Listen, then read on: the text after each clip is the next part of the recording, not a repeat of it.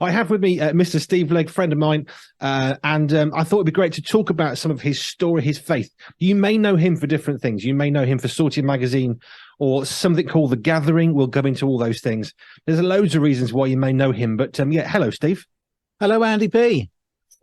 So just how do you think people know you best today? When you've done so many things, how do people first think, oh, I know you because what do people know you from now? You know, I think most people know me from the gigs. So I've been on the road 35 years, man and boy, doing magic and comedy to communicate the gospel. When I started off in 88, I was doing escapology. I kind of took that on from a friend of mine called Pete Gilbert, who was a real pioneer in creative communication. And I really took it on from Pete. And I would get out of a straitjacket and I'd do that hanging upside down from the top of a crane, 50 meters in the air, upside down. And I don't like heights. I'd do that manacle between jeeps going in opposite directions and use it as very visual parables of how things in our lives stop us from being free. Things tie us up. Ultimately, sin ties us up, separates us from God, and God can set us free. So that's kind of how I started. I just recently celebrated 35 years, as I said. And I think I've done 27 countries in that time, probably 10,000 secondary schools. So people come up to me, you know, saying, I saw you 25 years ago. You came to our school, did an assembly. So that's lovely.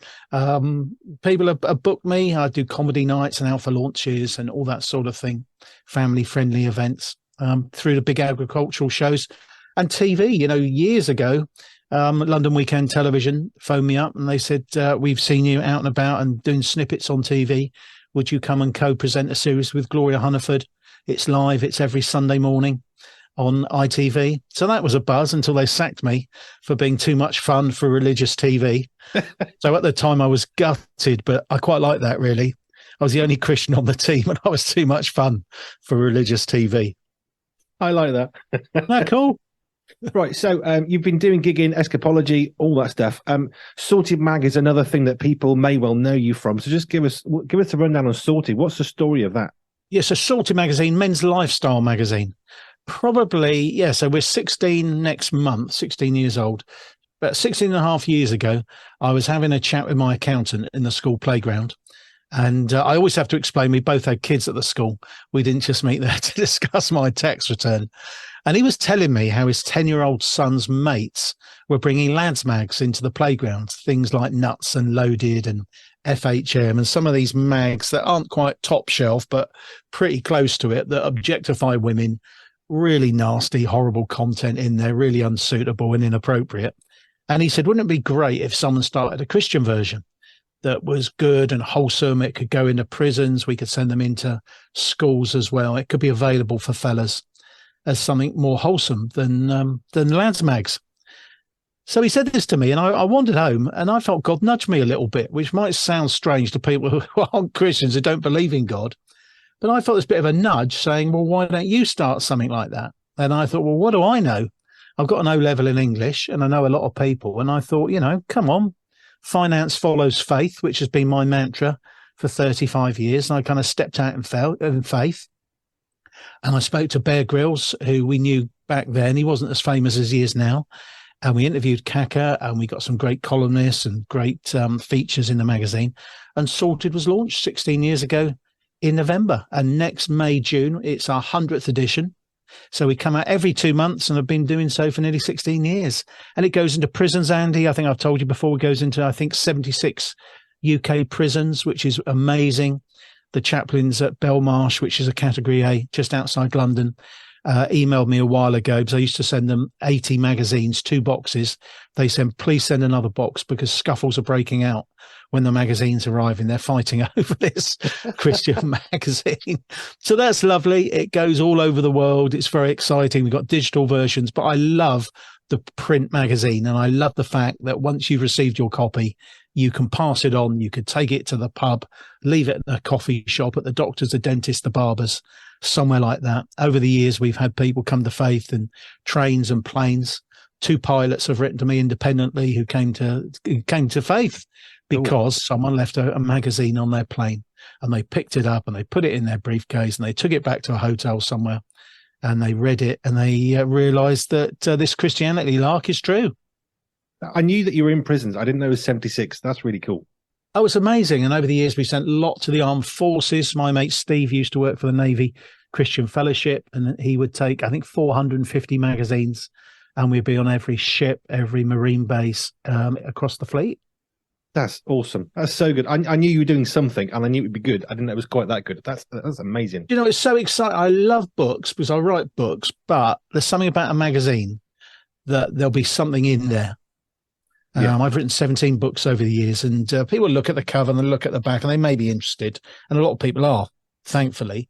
But a magazine, there'll be something in there that will pique someone's interest. Yeah. And you flick through and you end up hearing about Jesus, which in my book is what it's all about. Absolutely.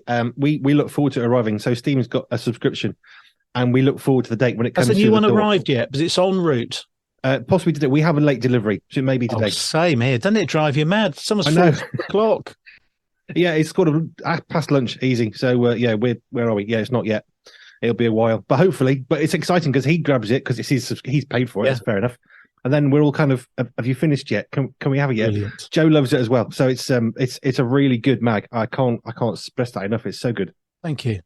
It's wholesome. It's fun. It's engaging. Like you say, there's always something just grabs your interest. You think, ooh, now I want to know more about that. Absolutely. I mean, amazing people we chat to. Plus, there's your gadgets, your cars, there's your movies with our good friend Andy Godfrey, TV, music, all that sort of stuff as well. All that stuff you'd find in a lifestyle magazine, but there's nothing in there that's going to embarrass you. I want to come on to The Gathering, but you said 17 books. Have you got a favourite that you've written?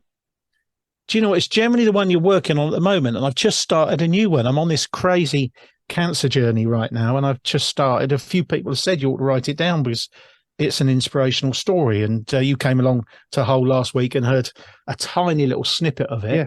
But we want to talk about hope and faith and belief and laughter and having fun, and laughter's great medicine, Andy. Oh, definitely. Unless you're type 1 diabetic and then you should see a GP, but it is wonderful medicine. The Bible says it. So probably that at the moment. So I'm kind of enjoying that. It's sort of the wrong word because it's been quite a journey, really. Yeah, it's enjoyment. It's difficult, wasn't it? Because I mean, I've written a couple of books, little small ones, but I love doing it. And then I want the next one. So I get that. It's like, that was great. Okay, what's next? And it's next one, bigger and better. It's got to be, hasn't it? Yeah, it's not that you look back and think, oh, that wasn't good. It's just but I love the process of writing and editing, going through the drafts, fixing the mistakes, making it right. It's exciting looking at cover designs and all this sort of stuff and getting people's opinions. Yeah, right. The Gathering. I want to come to your cancer story, but The Gathering. I chatted to Carl recently. So your mate Carl Beach. So tell us The Gathering from your perspective. What is it you like about The Gathering? What is it you do in there? Well, I've been involved from the beginning. I've been involved with CVM.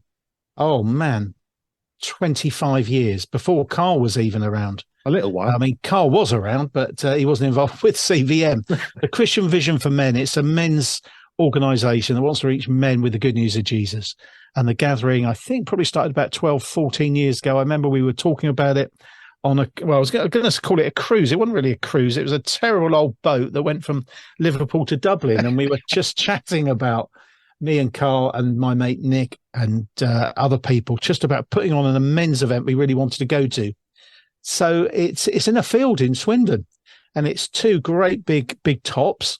And at its peak, it was 2,500 men pre-COVID. Went down to, I think, about 1,600 last year, and it's gradually building up. And it's a weekend like no other. Carl calls it a cross between Songs of Praise and Top Gear.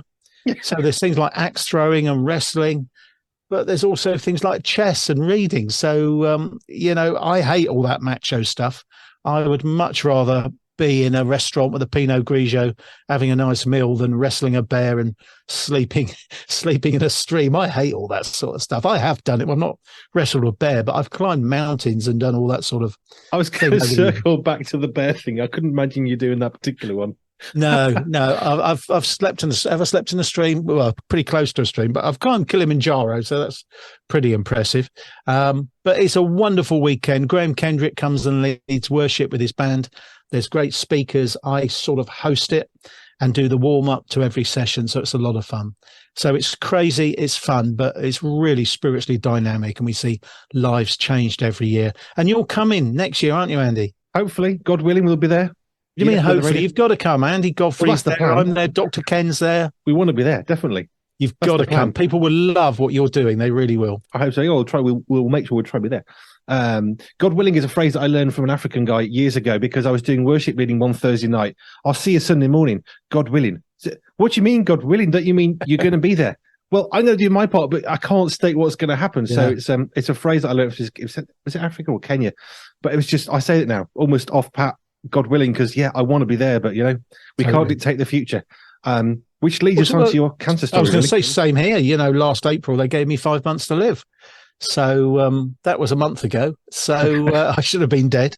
So I'm planning to be there, God willing. Yeah. So tell us about the cancer story. I got to know you sort of, I think it was the first time you'd had your surgery, and we sort of started chatting a bit. Yeah. And then it was kind of getting better and better. And then all of a sudden, it didn't. So you never know with cancer, do you? No. You're never 100% sure. So essentially 2 years ago, my wife noticed a little black mark on the underside of my foot. My feet were sticking out the bed, and she said, "What's that?" And I said, "I don't know." She said, "You should get that checked out." And I said, "Oh, I'm sure it's fine." And she nagged a little bit because I walked my dog a little bit. Well, I walked my dog a lot. And so I wondered if it was a bit of a blood blister or something like that. And she kept nagging. And nagging wives are good because they're normally right, aren't they, Andy? Oh, definitely. I'm with you on that one. They're normally right. So it was it was in the middle of COVID. So I thought, I can't see my local GP. But then I realized I could take a photo. So I took a photo, sent that in. She called me in. I'd never seen her before. And she said, "I'm really not sure. Going to refer you to a dermatologist." Went to see a dermatologist, almost kicked him in the head when he gave me an injection into my foot to take a biopsy. He phoned up 2 weeks later. I was watching the chase, 5:15 on a Thursday in November. And he phoned up and he said, "I'm afraid to tell you, you've got a type of skin cancer, but I'm sure we can sort it out." And this journey started. So I was referred to a surgeon who cut it out, and I was off my feet for 3 weeks, but then called me back in to say it was so deep, it needed to go much deeper, about 2 centimeters, which is a long way into your foot and all the way around. I had some lymph nodes taken out because cancer spreads through your body, through your lymphatic system. So they found cancer in a lymph node in my groin. So they took that out as well. The lymph node, not my groin, I hasten to add. I was off. I was off my feet for 3 months that time because that was a really major surgery on my foot. Any other part of my body, I'd have been okay, but you need to walk, obviously. And if you can't put your foot down. So that was stressful. That was frustrating. God was good. I had cancelled gigs. Money mysteriously came through the post. People sent me stuff.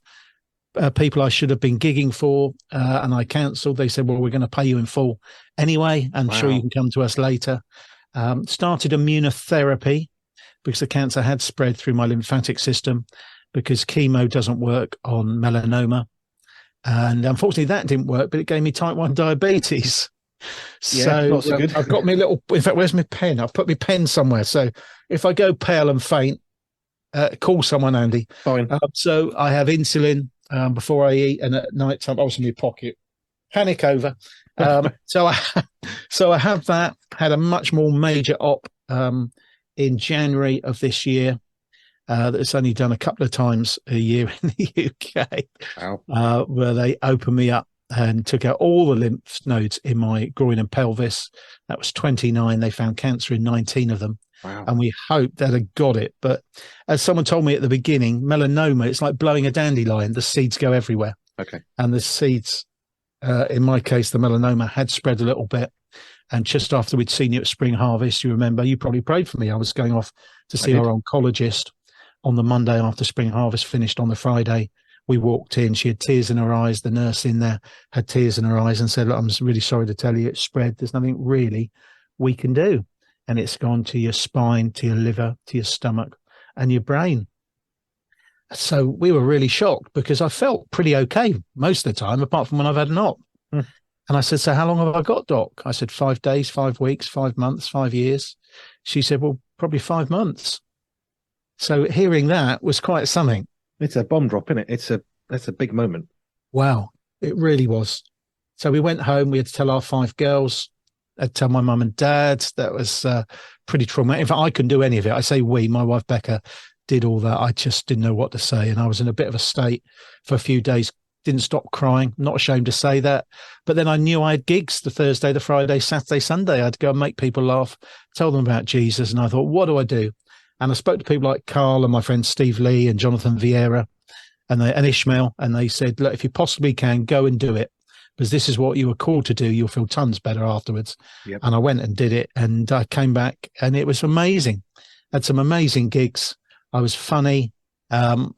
I had to get into the zone beforehand. I really did, particularly on the Thursday, because it was my mother-in-law's church. So I knew people there and they all wanted to talk about it before. And I said, look, I don't want to be rude, but can we talk about this afterwards? Because I just didn't want to think things like that. I wanted to think happy, joyous things.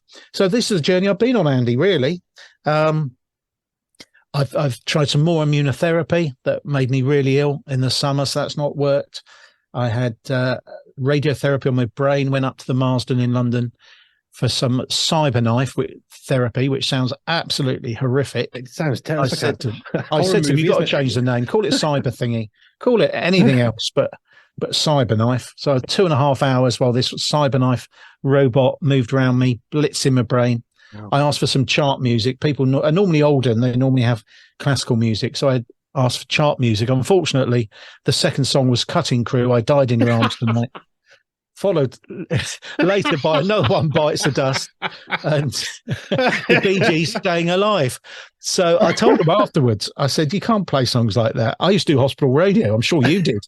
And as you know, there's songs like that are completely banned by hospital radio. They were mortified. I found it absolutely hilarious. And I've got 4 minutes of material out of it. So that was funny. We've had funny things happen throughout. We really have. And I've seen the fun side. And I believe I'm going to be here for a while yet. And I feel great. Amen. And I often quote Spurgeon, the great preacher, who said, we're immortal until our work is done. And I don't believe my work on earth is done yet. So I'm feeling good. I'm asking people to pray for me. I had a scan yesterday, a CT, and I had an MRI the week before. I speak to my oncologist tomorrow. So we'll see what happened. But, you know, the oncologist, the doctors are great, but it's God who has the final word. And I really do believe that, whatever they might say. Totally. Which brings you back to the laughter thing, though. You're in a situation where the music is making you laugh because you're seeing the funny side. Totally. But the medical staff are there going, what have we done? They were devastated. It was the day before the coronation, so they gave me a coronation cupcake to make up for it. So I was very happy with that. That fixes everything, doesn't it, really? Yeah, it did. Little bit of cake. Yeah, no, I was really thrilled to be able to come to see you last week because I mean, enjoyed it? Yeah, it was brilliant. It's only a short set, but it was absolutely superb. Thank you. Got to meet your driver, who was lovely. We had a good chat. Martin, yes. Yeah, I just had 35 minutes, so I was a bit under time constraints. Normally, I would do 50 minutes in the first half, another sort of half hour in the second half. So if people are after a clean comedy night, an alpha launch, anything like that, family meeting. So what I do, I mean, there obviously weren't any kids there, but normally if there's kids involved, if there are kids there, we get the kids involved, get them up on stage, have a lot of fun with them as well. So you said you've had immunotherapy. You talked about scans. What are the doctors saying now that you're a month past and you're enjoying life and making the most of it? What are the doctors saying is next? Because obviously you're sort of past their statement. I'll know more tomorrow, really, because last time I had scans, we spoke to the doc and it was all very positive. There wasn't any great progression. There are a few little specks in my brain, but only tiny ones. So they'd obviously blitzed those 13. And feeling so well, I mean, it's great. You know, I've been in for the immunotherapy and further infusions there, and you go on the chemo ward, and there's some people desperately ill and look grey and, just sleeping the whole time. It's such a sad place. And there's me, fit as a fiddle, watching Only Fools and Horses, laughing away, feeling a bit of a fraud, if I'm honest with you, because I feel so good. Yeah, I can understand a tiny part of that. When I had atrial fibrillation and I was in the cardiology ward overnight, I woke up in the morning, there's guys there having like really serious heart surgery or pacemakers fitted. And I'm thinking, well, I just had a bit of a fast heart and it's kind of okay now. I felt like a fraud because I was basically okay again. Yeah. But I remember the question when I was there lying in a ward within the inner sanctum of the A&E I didn't know existed, with a consultant and a doctor caring for me, not a nurse in sight, thinking, this is pretty bad. My heart rate was at 262, lying down, thinking, this isn't great. But I remember saying to the doctor, am I going to die from this? Because that was the first thing I wanted to know. If I'm going to die, let me deal with that and get on with this. What did they say? No, you shouldn't die from this. Not for another 40 years. I'm Oh, thinking, really? How old were you then? It's only 2 years ago. Wow. How old are you now? 46. 86. That's a good age. I was thinking that, but I don't Yeah. want. But my initial thought was, so if my heart is at 260 for 40 years, it'll kill me. No, Yeah. no. I mean, it'll get better Yeah. if you have this in 40 years. But it's just, I saw sort of a funny moment. But laughed it works, doesn't it? It helps us get I've through. seen it throughout. One of my first procedures went in to have this op on my foot, and the nurse says you'll have to strip down to your pants. And I said, can I just clarify, you do work here? Can I see your ID? Because this is an operation on my foot. I thought it's just some strange woman coming in to get her kicks at the hospital. And, the oncologist, I'd gone on steroids, which made me feel rough, but you cured the colitis as well. And I said, well, on the plus side, I'll get some really good guns if I go to the gym. And she said, only you could see something positive out of this. And I thought, I like this. I'm having a bit of an impact here. Yeah. That we're always laughing, and I'm always joking. I'm always seeing the funny side of things. Obviously, we were devastated to hear about the 5 months, and I had to go and visit a hospice a few weeks later to discuss end of life care, and that wasn't a bundle of laughs. But flipping heck, it's sobering, Andy. But you're here, and you're fighting on, and you. I mean, what got me from your story, listening to you, is knowing you as I do a little bit, seeing you talking about your stuff through kind of comedy and lighthearted stuff, but that then enables you to make a statement which you can't argue with it because it's your statement, it's your story, it's your testimony.